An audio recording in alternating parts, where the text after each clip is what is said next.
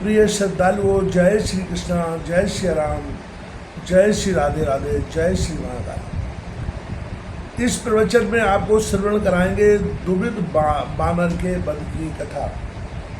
श्री पाराशर जी बोले, हे मैत्रेय, बलशाली बलराम जी का ऐसा ही पराक्रम था। अब उन्होंने जो एक और कर्म किया था वह भी सुनो।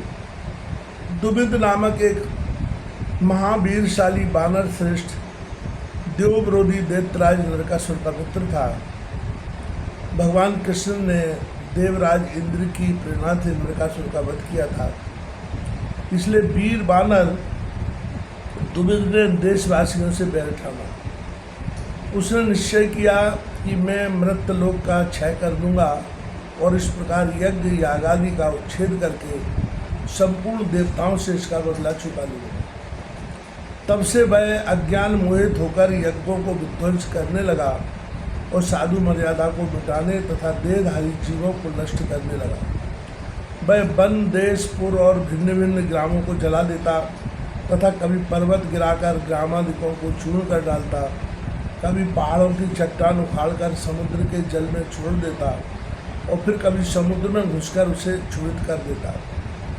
हे ध्वज, उससे क्षुभित हुआ समुद्र ऊंची ऊंची तरंगों से उठकर अति वेग से युक्त हो अपने तीरवर्ती ग्राम और पुर आदि को डुबो देता था।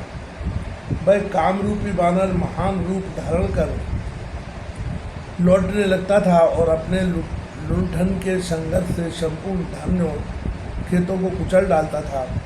हे ध्वज, उस दुरात्मा ने इस संपूर्ण जगत को स्वाध्याय और बसट कार से शून्य कर दिया था, जिससे यह अत्यंत दुखमय हो गया। एक दिन श्री बलभद्र जी रेपतो ध्यान में क्रीड़ा शक्त होकर मद्यपान कर रहे थे।